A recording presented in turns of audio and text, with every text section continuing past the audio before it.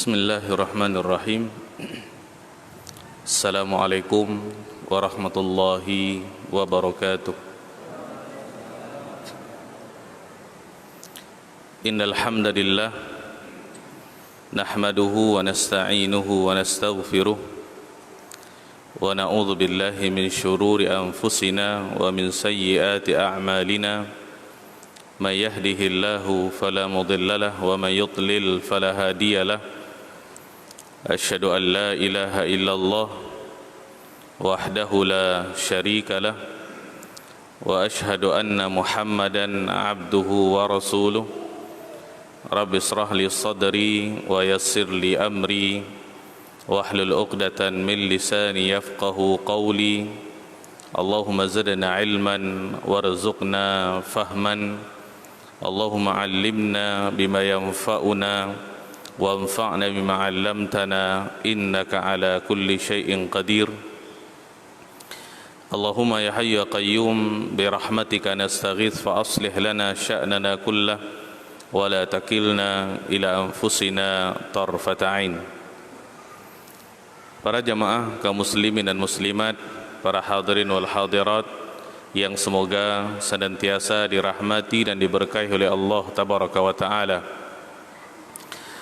Pertama-tama mari kita bersyukur kepada Allah Azza wa Jalla yang senantiasa melimpahkan rahmat karunia anugerahnya kepada kita, sehingga di malam hari ini Allah Tabaraka wa Ta'ala kembali memberikan kesempatan, kesehatan dan kekuatan kepada kita untuk berkumpul di rumah yang sangat mulia ini dengan sebuah tujuan yang mulia, untuk sama-sama kita saling nasihat menasihati, mengingatkan tentang masalah perkara agama, untuk semakin mendekatkan diri kita kepada Allah Tabaraka wa Ta'ala.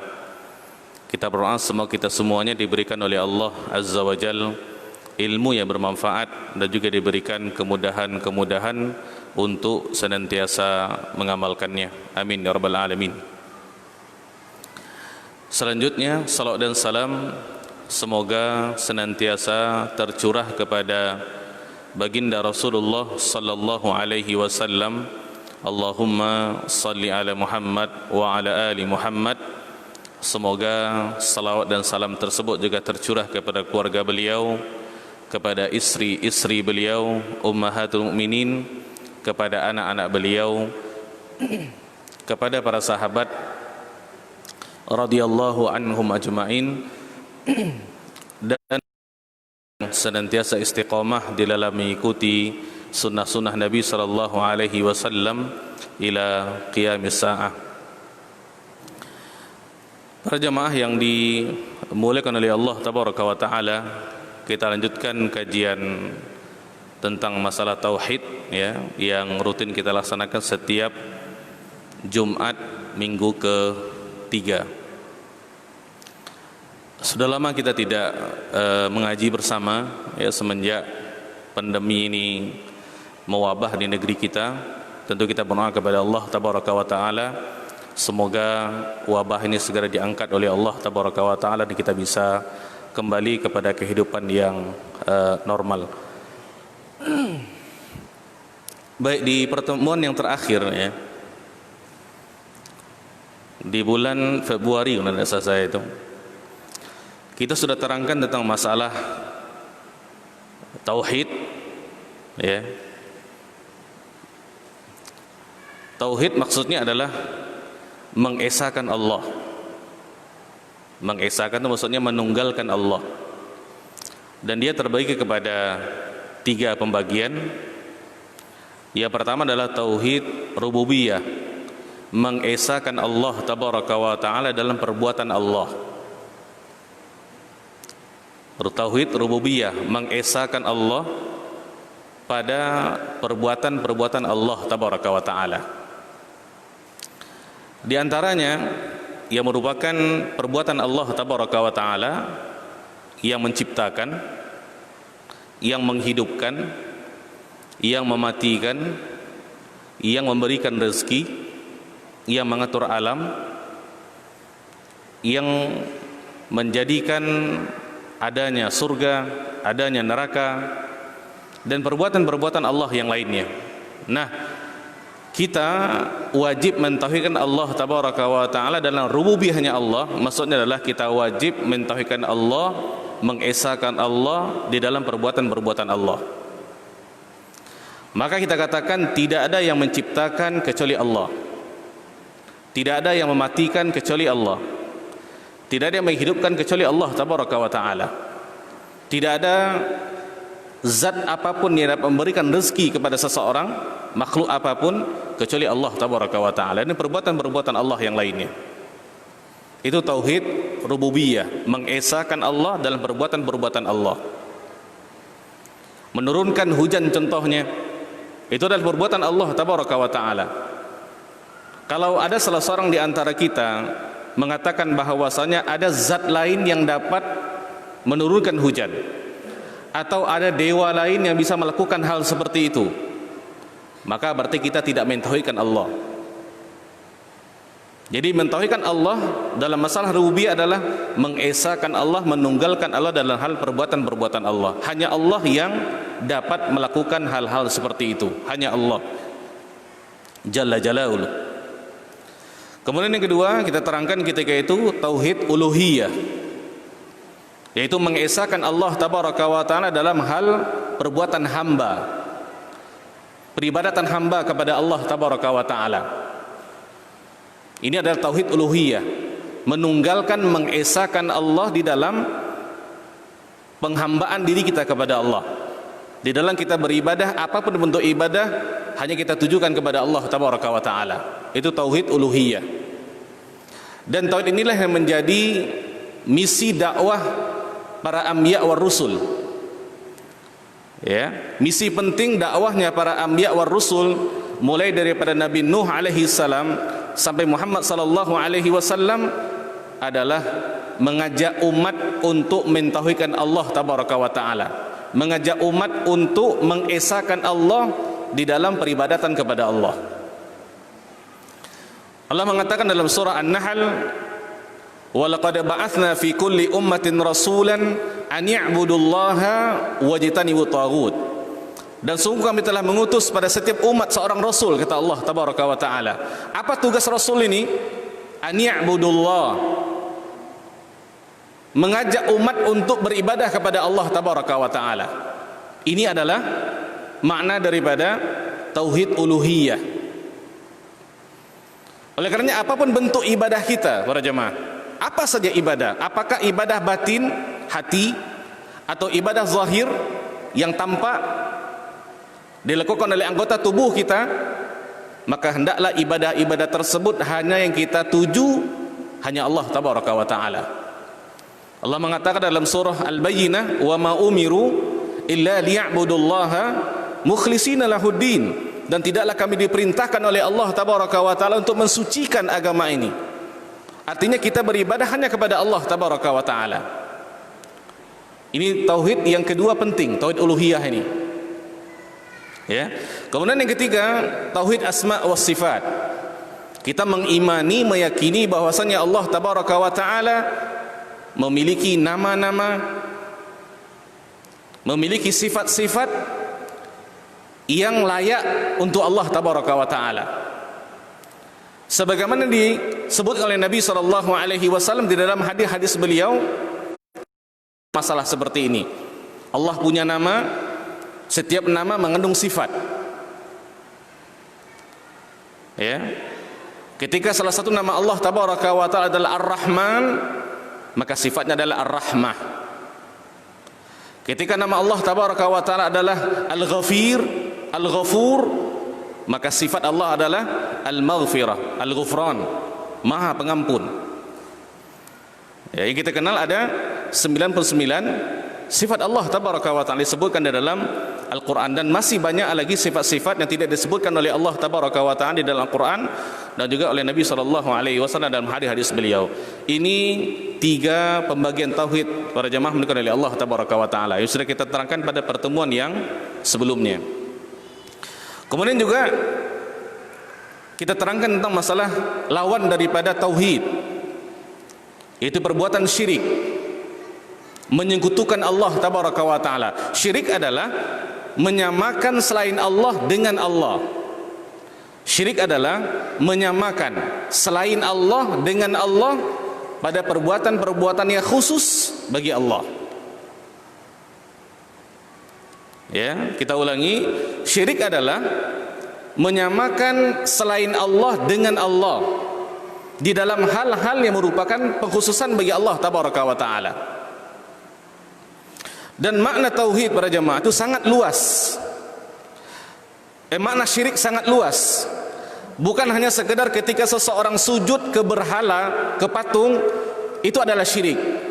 Tetapi maknanya lebih luas daripada itu. Bukan hanya ketika seseorang mengakui ada pencipta selain Allah, itu syirik, benar, tetapi maknanya lebih luas. Oleh karena para ulama mengatakan syirik itu adalah maknanya lebih luas ketika seseorang memberikan, memalingkan suatu ibadah kepada selain Allah. Itu adalah perbuatan syirik. Ketika seseorang memalingkan ibadah yang hanya untuk Allah kepada selain Allah. Apakah ibadah tersebut dia berikan kepada malaikat, ditujukan kepada malaikat, atau kepada wali-wali, kepada para nabi-nabi, orang-orang saleh, apapun bentuk ibadah tersebut, kalau dipalingkan kepada selain Allah, itulah inti daripada perbuatan syirik. Kita lihat sembelihan para jemaah. Di dalam Al-Quran Allah mengatakan, Qul inna salati wa nusuki wa mahyaya wa mamati lillahi rabbil alamin. Dalam surah Al-An'am, katakanlah ya Muhammad, inna salati, sesungguhnya salatku, wa nusuki, dan sembelihanku, wa mahyaya, hidupku, wa mamati, dan matiku, hanya lillah, untuk Allah Rabb semesta alam. Sembelihan adalah sebuah ibadah. Ya. Di dalam ayat lain Allah mengatakan fasholli li rabbika wanhar. Salatlah dan sembelihlah untuk Rabbmu. Nah, ketika seseorang berjamaah meniatkan untuk sembelihannya ini kepada selain Allah, itu adalah perbuatan syirik. Dia sembelih untuk menunggu di tempat sesuatu, contohnya dia membangun rumah, dia sembelih ayam, tapi ayam ini dia sembelih bukan untuk Allah, tapi untuk penunggu di tempat itu. Itu perbuatan syirik. Kenapa perbuatan syirik? Karena dia sudah memalingkan sebuah ibadah kepada selain Allah. Sembelihan adalah ibadah.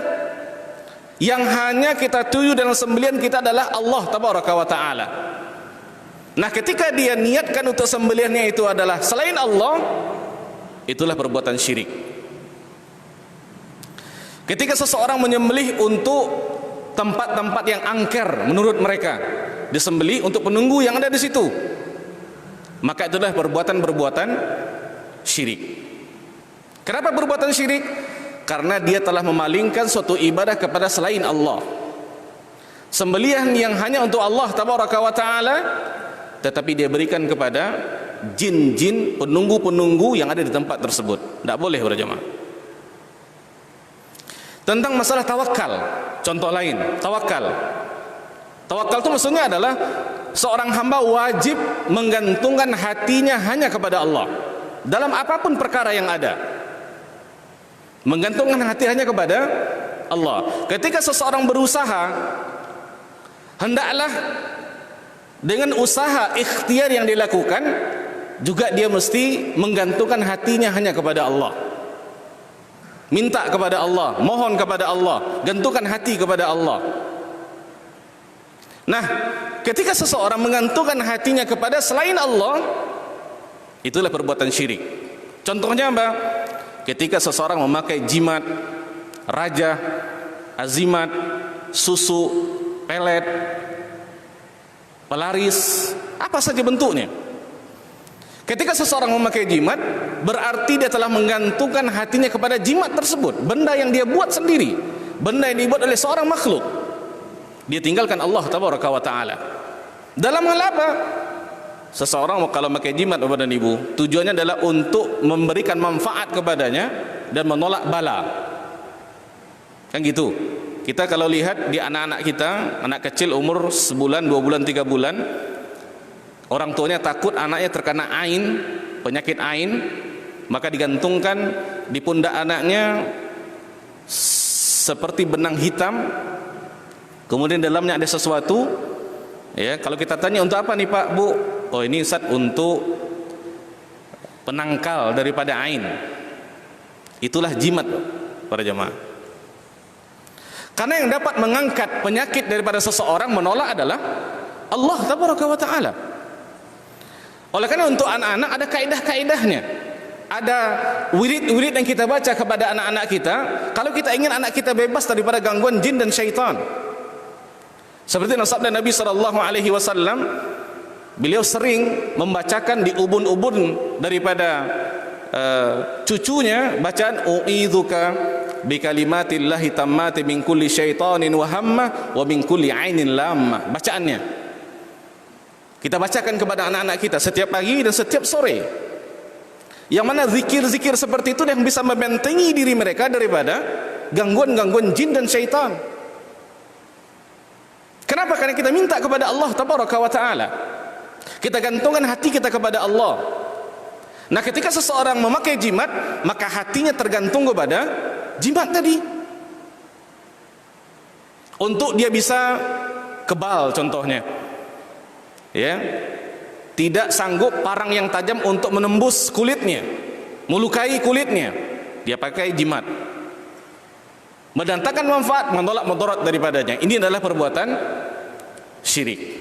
Atau ketika seseorang buka usaha, kemudian dia menggantungkan sesuatu di tokonya, dinamakan dengan pelaris ataupun apa namanya, rajah-rajah yang dibuat di tulisan-tulisan, ditempel di depan pintu kedainya. Tujuannya apa kalau kita tanya? Ustaz, supaya dagangan saya laris, Ustaz. Yang maha memberikan rezeki kepada dia itu Allah tabaraka wa ta'ala. Oleh karena salah satu daripada nama Allah apa dia? Ar-Razzaq, maha pemberi rezeki. Alangkah hinanya ketika seorang manusia menggantungkan hatinya, menggantungkan rezekinya kepada benda yang dibuat oleh manusia. Dia lupakan Allah tabaraka wa ta'ala. Padahal masalah rezeki ini salah satu daripada masalah yang sudah Allah tentukan untuk seorang manusia ribuan tahun sebelumnya, para jemaah. Rezeki kita sudah ditulis oleh Allah tabaraka wa ta'ala. Oleh karenanya salah seorang ulama mengatakan, kalau ada orang yang ragu tentang rezekinya esok hari, di malam ini dia pikir makan apa saya besok, maka dia perlu cek keimanannya. Kenapa? Rezeki Allah sudah atur. Bahkan di dalam hadis Nabi SAW mengatakan seseorang tidak akan dicabut nyawanya oleh Allah sampai Allah sempurnakan rezeki untuknya. Bahkan dalam ayat Allah juga mengatakan wa ma min dabbatin fil ardi illa 'ala Allahi rizquha, dan tidaklah hewan melata, ular, hewan melata para jemaah, kecuali rezekinya di tangan Allah tabaraka wa ta'ala, Allah yang mengaturnya. Kalau hewan yang seperti itu yang tidak punya akal, yang tidak punya apa-apa kemampuan, Allah sudah tentukan rezekinya, apalagi kita para jemaah, seorang manusia makhluk yang paling mulia. Jadi yang Allah suruh kita apa? Berusaha, berikhtiar untuk menjemput rezeki. Sekuat manapun kita bekerja para jemaah, di siang, dari pagi, siang, malam, memanting tulang, kalau memang segitu rezeki kita, itulah yang kita dapatkan. Tidak akan lebih, tidak akan kurang. Rezeki kita tidak akan pernah tertukar selama-lamanya, daripada dulu sampai hari kiamat. Ini iman para jemaah. Kenapa? Karena Allah yang mengatur segala-galanya. Oleh karena kalau ada seseorang meragukan rezekinya sehingga dia gantungkan kepada benda-benda seperti itu, pelaris dan semacamnya, itu kan perbuatan hina para jemaah. Ya, ini bentuk-bentuk daripada perbuatan-perbuatan syirik yang nanti akan kita bahas secara detail satu persatu. Contoh-contoh yang sangat biasa kalau kita perhatikan di zaman modern sekarang para jemaah. Para jemaah yang dimuliakan oleh Allah tabaraka wa ta'ala. Baik, kita lihat dulu tentang bahaya daripada perbuatan syirik ini. Apa bahayanya? Kenapa kita mesti waspada terhadap perbuatan syirik ini? Kenapa kita senantiasa harus mawas diri agar diri kita dan keluarga kita dan masyarakat kita tidak terjerumus ke dalam perbuatan-perbuatan syirik ini?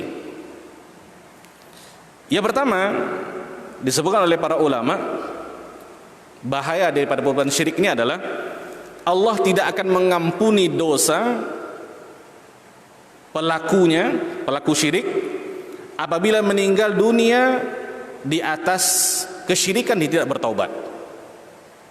Saya ulangi kepada ibu. Bahaya yang pertama adalah Allah tidak mengampuni dosa pelaku syirik apabila dia meninggal di atas kesyirikannya dan tidak bertaubat. Di sini kita bincangkan adalah syirik yang besar. Ya, yaitu ketika seseorang memalingkan suatu ibadah kepada selain Allah. Kita mengetahui para jamaah, Allah tabaraka wa taala Maha Pengampun. Kita ingat dalam Sahih Bukhari hadisnya, ada seseorang yang membunuh 99 orang. Kemudian dia datang kepada seorang pendeta, seorang yang ahli ibadah. Ditanyanya, apakah masih terbuka pintu taubat untuknya, kesempatan dia bertaubat? Ahli ibadah ini mengatakan, enggak. Perbuatanmu sungguh sangat bejat, sudah sangat luar biasa. Karena kamu membunuh 99 orang itu dengan tangannya sendiri, para jemaah. Sehingga ahli ibadah tadi dibunuhnya. Genaplah 100. Kemudian dia pergi ke seorang yang alim, seorang yang berilmu. Ditanyanya, apakah ada kesempatan untuknya bertaubat kepada Allah tabaraka wa taala karena dia telah membunuh 100 orang? Maka ahli ilmu ini mengatakan, siapa yang menghalangimu? Apa yang menghalangimu untuk bertaubat kepada Allah tabaraka wa taala? Pintu taubat Allah senantiasa terbuka untukmu. Maka seorang alim ini memerintahkan kepada dia untuk pergi ke tempat baik daripada tempatnya sekarang. Karena lingkungan para jamaah itu membentuk pribadi seseorang. Lingkungan, persekitaran itu membentuk pribadi seseorang. Itu sangat-sangat berpengaruh. Maka alim tadi mengatakan, pergi engkau dari tempatmu, karena tempatmu sekarang bukan tempat orang-orang yang baik. Dia pergi, dalam perjalanan dia meninggal para jamaah. Sampai akhirnya malaikat berdebat di antara malaikat azab dengan malaikat rahmat, memperebutkan rohnya. Sehingga diukur mana yang lebih dekat. Apakah ke negeri yang dia pergi atau ke tempat yang dia tinggal? Ternyata dekat ke negeri yang dia pergi. Malaikat rahmat mengambilnya dan Allah masukkan ke dalam surganya. Berapa dia bunuh kepada ibu? 100 orang. Tetapi Allah mengampunkan dosanya. Kenapa? Karena itu bukan perbuatan syirik. Tapi kalau seseorang berbuat syirik, sekali saja dia berbuat syirik, kemudian tidak bertaubat, meninggal atas kesyirikannya, maka Allah tidak akan ampunkan dosanya para jemaah. Sekali saja seseorang datang ke dukun, paranormal, orang pandai, apa saja namanya, kemudian dia percaya apa yang dikatakan oleh paranormal tersebut, itu adalah perbuatan syirik. Kalau dia meninggal dalam keadaan seperti itu para jemaah, maka Allah tidak akan pun dosanya. Ketika seseorang memakai jimat, dia meyakini bahwasanya jimat ini yang dia pakai adalah sesuatu yang mendatangkan manfaat kepadanya, yang dapat menolak mudarat daripadanya. Dia tinggalkan Allah. Dia bukan meyakini sebagai perantara, bukan. Tapi inilah salah satu yang dapat menolak mudarat, mendatangkan manfaat kepadanya. Dia meninggal dalam keadaan seperti itu, dia jatuh kepada syirik yang besar. Allah tidak akan ampunkan dosanya para jemaah. Lihat bahayanya perbuatan syirik. Ya, kita bacakan dalilnya.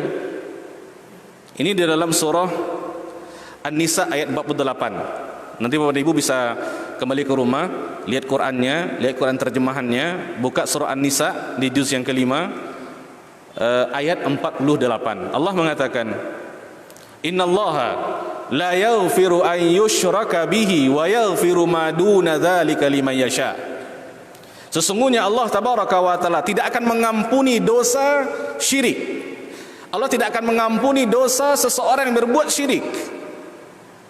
Wa yaghfiru ma duna dzalika liman yasha, dan Allah ampunkan dosa-dosa selain syirik bagi orang-orang yang Allah kehendaki. Jelas tekstual ayatnya para jemaah. Sesungguhnya Allah tabaraka wa taala tidak akan mengampuni dosa syirik, dan Allah mengampuni dosa-dosa selain syirik bagi orang-orang yang Allah kehendaki. Wa may yusyrik billah, dan barang siapa yang berbuat syirik kepada Allah, faqad iftara itsman 'azima, maka dia telah melakukan sebuah dosa yang sangat besar, tidak diampuni pada ibu. Kalau seseorang ketika meninggal dia masih menyimpan sesuatu yang aneh-aneh di dalam dirinya, ilmu-ilmu kebal, ilmu-ilmu hitam dan apapun namanya, meninggal dalam keadaan seperti itu para jemaah, itulah meninggal dalam dosa syirik. Allah tidak akan mampunkan dosa orang yang melakukan hal seperti itu. Bandingkan dengan hadis yang kita baca tadi dalam Sahih Bukhari, dia telah membunuh 100 orang, tapi Allah ampunkan kepada ibu. Ulama mengatakan, kenapa orang yang membunuh 100 orang ini Allah ampunkan dosanya, padahal dia belum melakukan satu kebaikan pun para ibu. Dia hanya niat di hatinya untuk bertaubat, dia hanya berniat untuk kembali kepada Allah tabaraka wa taala, tapi niat itulah yang telah menyelamatkan dirinya para ibu, karena dia memiliki kesungguhan untuk merubah dirinya. Oleh karena dalam Islam yang Allah lihat adalah niat kita para ibu, sejauh mana niat kita, maka Allah akan mudahkan kebaikan-kebaikan kepada kita. Oleh karena jangan mencoba-coba dengan melakukan perbuatan dosa syirik ini para ibu. Yang sayangnya terus terang kalau kita lihat di zaman sekarang, hal itu perkara yang biasa. Kalau ada cerita orang mungkin di warung di tempat kita, tadi bapak itu dia pergi ke dukun, biasa gitu, tidak ada hal-hal yang aneh gitu, padahal itu adalah suatu perbuatan yang sangat besar. Kalau dia meninggal dalam keadaan seperti itu para ibu, maka Allah tidak ampunkan dosanya. Karena ulama mengatakan dosa selain syirik itu tahta masyiatillah, di bawah kehendaknya Allah tabaraka wa taala. Kalau Allah ingin ampunkan orang tersebut, Allah akan ampunkan. Kalau tidak, Allah akan azab. Tapi kalau perbuatan syirik, tidak ada keampunan padanya. Inilah kenapa di dalam ayat dalam surah Luqman, ketika Luqman menasihati menasihati anaknya, Luqman mengatakan, "Ya bunayya, la tusyrik billah." Wahai anakku, jangan engkau berbuat syirik kepada Allah tabaraka wa taala. Inna syirka la zulmun azim. Sesungguhnya perbuatan syirik adalah kezaliman yang sangat besar. Karena kita diciptakan oleh Allah pada ibu untuk beribadah kepada Allah, untuk mentauhidkan Allah. Sekarang kalau kita melakukan kesyirikan, berarti kita berikan ibadah tersebut kepada selain Allah. Itulah inti daripada kesyirikan. Terus terang pada ibu, di zaman sekarang langka orang tua menasihati anaknya untuk tidak melakukan kesyirikan. Nasihat yang langka pada ibu, yang mana kita lebih sering mengingatkan anak-anak kita kepada perkara-perkara duniawi yang mereka lakukan. Nak, baik-baik ujiannya, nak hati-hati di jalannya. Tidak kepada masalah-masalah tentang masalah agama, apalagi tentang masalah kesyirikan. Lihat nasihat pertama Luqman kepada anaknya adalah la tusyrik billah. Jangan berbuat syirik kepada Allah. Kenapa? Karena Luqman tahu dampak buruk daripada perbuatan syirik. Bagaimana kita bisa mengharapkan anak kita mendoakan kita para ibu ketika dia meninggal dalam keadaan berbuat syirik? Dosa tidak akan diampunkan oleh Allah tabaraka wa taala. Ya. Ini bahaya yang pertama, kenapa kita mesti waspada terhadap dosa syirik ini. Kemudian yang kedua, Allah tidak menerima amal orang yang berbuat syirik. Dan amalan yang terdahulu itu dihapus oleh Allah tabaraka wa taala. Saya ulangi para ibu, Allah tidak menerima amalan orang yang berbuat syirik. Dan amalan yang terdahulu itu dihapuskan oleh Allah. Dihapuskan maksudnya tidak dianggap sebagai pahala gitu.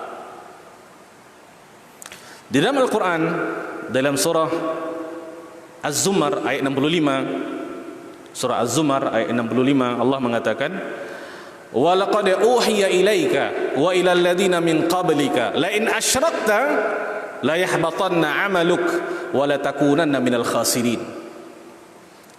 Allah mengatakan kepada Nabi kita tercinta Muhammad sallallahu alaihi wasallam, "Wa laqad uhiya ilaika," telah diwahyukan kepadamu wahai Muhammad, wa ilal ladzina min qablika, dan kepada nabi-nabi sebelummu wahai Muhammad, Lihat Allah katakan kepada Nabi kita, para jemaah, la in asyrakta. Ini ancaman Allah kepada Nabi Muhammad sallallahu alaihi wasallam. Dan kita termasuk di dalam ancaman ini. Kenapa? Kita umat Muhammad sallallahu alaihi wasallam. Allah mengatakan la in asyrakta, jika engkau berbuat syirik, kata Allah tabaraka wa taala, la yahbatanna amaluk, maka terhapuslah seluruh amalanmu. Wala takunanna minal khasirin, dan engkau akan menjadi orang-orang yang rugi di dunia, sengsara di akhirat. Tentu pemahamannya para ibu, kalau Allah katakan itu kepada Muhammad sallallahu alaihi wasallam, kekasih Allah, Habibullah, seorang manusia yang Allah berikan kunci surga kepadanya, yang seorang makhluk pun tidak akan masuk surga kecuali Muhammad masuk surga dahulu, baru semua makhluk akan masuk. Demikian tingginya kedudukan Nabi kita tercinta Muhammad sallallahu alaihi wasallam. Tapi Allah katakan kepada Nabi Muhammad sallallahu alaihi wasallam, la in asyrakta, kalau engkau melakukan perbuatan syirik, la yahbatanna amalu, akan terhapuslah seluruh amalanmu. Kalau itu Allah katakan kepada orang yang paling tinggi derajatnya di sisi Allah tabaraka wa taala, apalagi kita berjemaah yang bukan siapa-siapa Allah tabaraka wa taala, kita hanya hamba kepada Allah. Oleh karena Allah mengatakan, ketika seseorang melakukan syirik yang besar, contohnya kita katakan pergi ke dukun, kita katakan, ya, kemudian dia mempercayai apa yang dikatakan oleh dukun. Di dalam hadis Nabi sallallahu alaihi wasallam mengatakan, man atakahinan aw arrafan, barang siapa datang kepada kahinan, kain itu dukun, aw arrafan atau paranormal, fasaddaqahu ma yaqul, kemudian orang ini mempercayai, meyakini, mengiyakan apa yang dikatakan oleh dukun tadi, maka Nabi mengatakan faqad kafara bima unzila ala Muhammad, dia telah kufur, dia telah kafir dengan apa yang diturunkan kepada Muhammad sallallahu alaihi wasallam. Tidak ada tawar menawar pada ibu. Datang ke dukun, percaya apa yang dikatakan oleh dukun, percaya apa yang dikatakan oleh paranormal, lihat garis tangan, oh ini kamu bintangnya ini, kamu gini, ekonominya gini, jodohnya gini, masa depan gini. Oh iya, itu perbuatan syirik. Meninggal dalam keadaan seperti itu, tidak bertaubat, itu amalannya terhapus saudara ibu. Salatnya tidak berguna, sekalipun dia pergi haji tidak akan berguna, umroh yang dilakukan tidak akan berguna, salat yang dilakukan tidak berguna, zakat tidak berguna, apapun kepada ibu. Apa dalilnya? Surah Az-Zumar yang kita baca tadi, la yahbatanna amaluk. Ini hati-hati pada ibu, saking dahsyatnya perbuatan syirik ini. Oleh karena ulama mengatakan, disinilah perbedaan di antara syirik besar dengan syirik kecil pada ibu. Syirik kecil seperti yang kita ketahui, ketika seseorang pamer dengan ibadahnya, dia sholat ingin dilihat orang, dia baca Quran ingin dikatakan orang yang alim, sehingga bacaan Qurannya dia keras-keraskan supaya orang dengar, dia percantik sholatnya supaya dilihat oleh orang. Ulama mengatakan kalau dia melakukan syirik kecil, yang terhapus itu hanya amalan sholat itu saja, amalan sholat yang dia syirik dengannya, sedangkan sholat yang lain tidak. Tapi kalau syirik besar pada ibu, seluruh amalannya. Bayangkan ketika seseorang daripada umur balik 15 tahun laki-laki sampai umur 50 tahun beribadah kepada Allah tabaraka wa taala, di akhir hayatnya pada ibu dia berbuat syirik besar. Dia rajin salat, dia rajin ke masjid, dia rajin membayar zakat, dia berinfak, dia sudah pergi haji, dia sering pergi umrah, sering berinfak, bersedekah. Di akhir hayatnya dia berbuat syirik besar pada ibu, maka seluruh amalannya akan terhapus, tidak ada gunanya. Itu ayat yang kita baca tadi pada ibu. Ini Allah katakan kepada Nabi kita tercinta Muhammad sallallahu alaihi wasallam, yang mana sebenarnya secara logika Nabi tidak akan mungkin berbuat syirik, karena Nabi adalah kekasihnya Allah tabaraka wa taala. Tapi Allah katakan itu, berarti kekitanya yang bukan siapa-siapa Allah tabaraka wa taala tentu lebih dahsyat lagi pada ibu. Ya. Ini kita mesti memperhatikan masalah-masalah seperti ini, terutama kepada anak-anak kita, generasi penerus estafet Islam ini, para ibu. Orang-orang kita harapkan akan mendoakan kita setelah kita meninggalkan dunia yang fana ini. Selamatkan akidah mereka, tanamkan akidah yang benar kepada anak-anak. Jangan tanamkan sesuatu yang bersifat tahayul kepada anak-anak, para ibu. Kita sering kan, terutama ibu-ibu, mungkin kalau anak rewel, anak umur 2-3 tahun, tidur tuh ada momok tuh, ada hantu tuh. Kita hanya takut kepada Allah, para ibu. Hantu itu bahasa Indonesia, tidak ada hantu, jelmaan iya. Tapi kalau kita tanamkan kepada anak-anak semenjak kecil, maka ketika dia besar mentalnya akan ciut, para ibu. Ini salah satunya gitu. Ya, karena ini perkara-perkara yang sangat penting. Lebih penting daripada apapun yang kita miliki. Kalau anak-anak terjerumus ke dalam perbuatan-perbuatan syirik yang seperti ini, percaya kepada hal-hal seperti ini, maka kita tidak tahu bagaimana keadaan mereka di generasi-generasi yang setelahnya. Setelah kita tidak ada lagi orang yang akan menasihatinya, tidak ada lagi orang yang akan membimbingnya, orang tuanya sudah meninggal dunia. Ya, ini bahaya yang kedua, para ibu. Seseorang melakukan syirik besar, tidak akan diterima amalannya oleh Allah. Jadi kalau dia sholat pun setelah itu, dia pergi haji pun setelah itu, tidak akan diterima oleh Allah Tabaraka wa Ta'ala. Ditambah dengan amalan-amalan yang telah dilakukan sebelumnya, itu dihapuskan oleh Allah Tabaraka wa Ta'ala. Para jamaah yang dimuliakan oleh Allah Tabaraka wa Ta'ala. Kemudian yang ketiga, Allah haramkan surganya dan kekal di dalam neraka. Allah haramkan surganya bagi pelaku syirik ini, dan dia kekal dalam neraka. Kalau kalimat Allah haramkan surganya, para ibu, berarti tempatnya di mana? Neraka. Karena kedudukan seorang hamba di akhirat hanya dua saja, di surga atau neraka. Tidak ada tempat ketiga.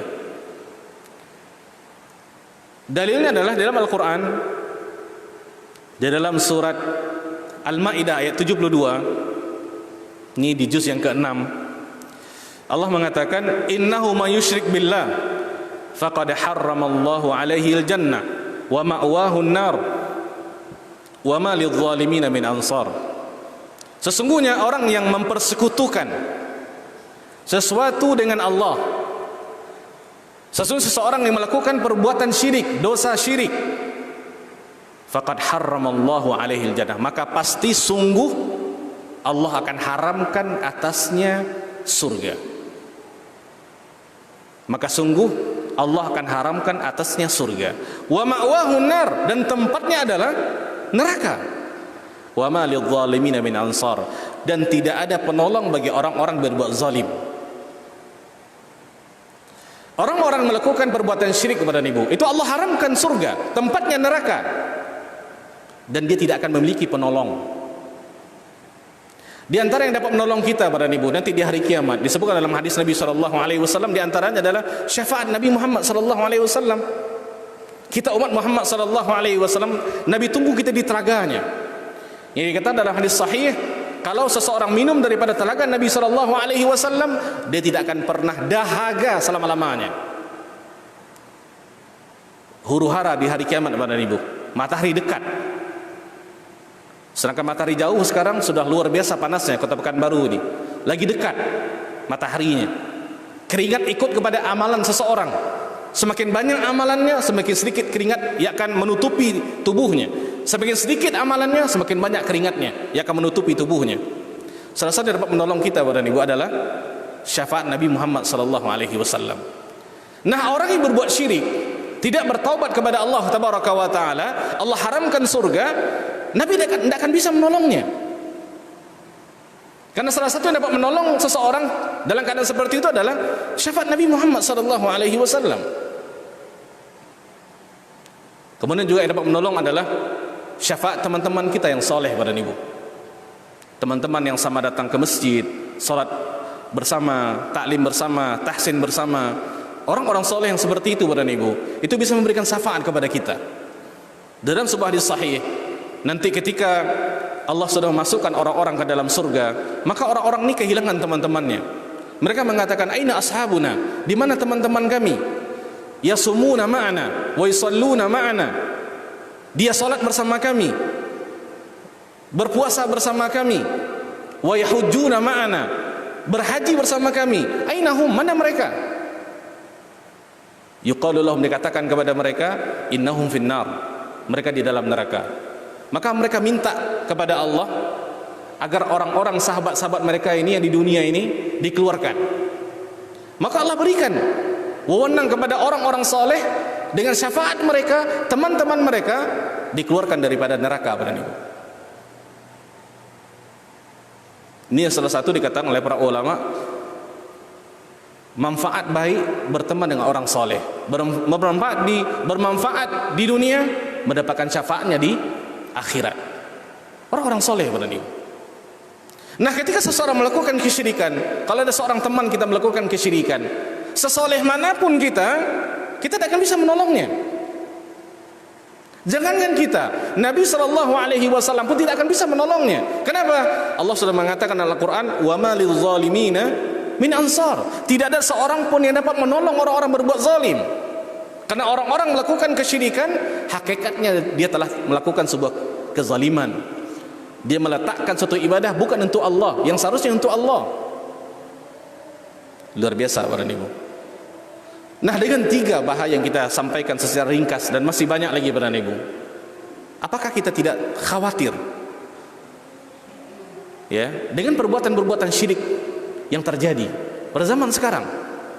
Bukan perkara yang aneh ketika di antara saudara-saudara kita melakukan perjalanan religi katanya, yang syarat dengan nilai-nilai keislaman, pergi ke kuburan-kuburan wali, minta di situ, tawassul di situ, berdoa di situ.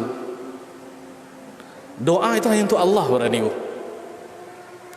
Tidak ada perantara di antara kita dengan Allah Tabaraka wa Ta'ala. Sampaikan langsung. Allah katakan dalam Quran, wa idza sa'alaka ibadi anni, apabila hambaku bertanya tentangku, apa Allah katakan? Fa inni qarib, aku dekat, kata Allah Tabaraka wa Ta'ala. Ujibu da'watad da', aku menjawab, mengijabahkan doa orang yang berdoa kepadaku. Allah tidak perlu perantara Bapak dan Ibu. Sekotor manapun diri kita dengan perbuatan dosa, ingat Allah Maha Pengampun. Ingat Allah Maha Pengampun Bapak dan Ibu. Hatta pun perbuatan syirik yang kita lakukan, kita pernah melakukan syirik-syirik besar yang kita contohkan tadi, kemudian kita bertobat kepada Allah Tabaraka wa Ta'ala, Allah akan hapus dosa-dosa kita Bapak dan Ibu. Ya. Baik, mungkin ini untuk materi kita pada malam hari ini. Mudah-mudahan bermanfaat apa kita sampaikan. InsyaAllah di pertemuan yang akan datang, semoga Allah mudahkan, kita akan sampaikan contoh-contoh perbuatan-perbuatan syirik yang banyak berkembang di zaman sekarang. Ya, karena ini sangat mewabah dan kita perlu memberitahu kepada masyarakat tentang hal-hal seperti ini. Yang baik daripada Allah, tidak baik daripada kelemahan diri saya sendiri. Mohon maaf kata-kata daripada tempatnya. Semoga bermanfaat bagi diri saya pribadi dan kepada seluruh para jamaah. Kita tutup kafaratul majlis. Subhanakallahumma wa bihamdika asyhadu an la ilaha illa anta astaghfiruka wa atubu ilaik. Wassalamualaikum warahmatullahi wabarakatuh.